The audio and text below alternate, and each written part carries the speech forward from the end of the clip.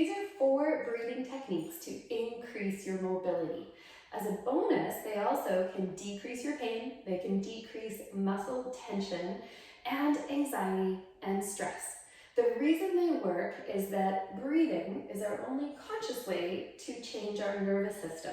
And if you can shift from your sympathetic nervous system, your flight, fight, freeze system that steals your mobility, into your parasympathetic system, you will get those gains. Try all 4 of them because people respond differently to each one. Some people love the first one. I don't. My favorite one is actually the last one. So try them out. And if you want to have a core that is functioning, you need to be a ninja at number 1, using your diaphragm, and number 4, which gets your diaphragm into position where it can work. The first option is belly breathing. This is diaphragm breathing. So the goal is not to use your accessory muscles of breathing that are up here, just to use your primary muscle of breathing, your diaphragm.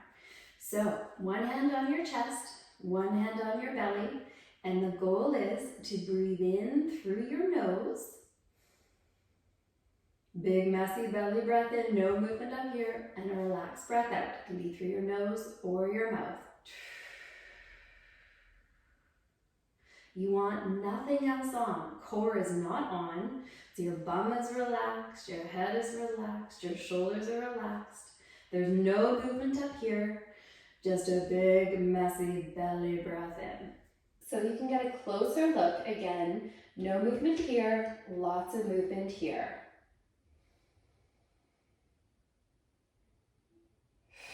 Option number 2 is to breathe out for twice as long as you breathe in. And this is a great technique. So if you breathe in for a count of 4, doesn't need to be 4 seconds, just a count of 4, then you would breathe out to a count of 8. We always breathe in through the nose, and you have the option of breathing out through the nose or the mouth. I would suggest try to breathe in using that diaphragm breathing from the first video. Third option, a little more intense but really effective, is breathe in to a count of 4, hold your breath for a count of 7, and then breathe out to a count of 8. So almost the same as option 2, but we do a 7-second hold in between. So breath in, try to do your diaphragm breathing for 4, hold for 7, and out for a count of 8.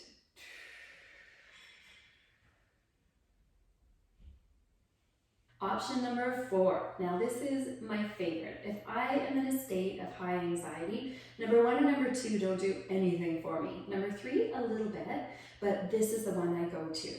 So the goal here is a full breath out. Sounds simple, but it is a full breath. I mean everything out of your lungs, all of yesterday's air. And it is hard.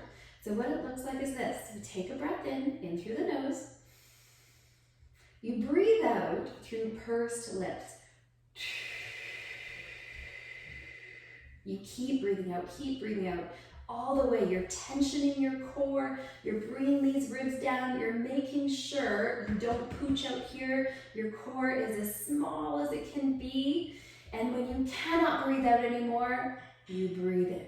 And it should be the most delicious breath in, because when you fully breathe out, you dome your diaphragm. We call it a zone of apposition. The diaphragm gets into a position where it can actually work. And the more you can find that stillness, the better able you are to deal with whatever the day has to throw your way.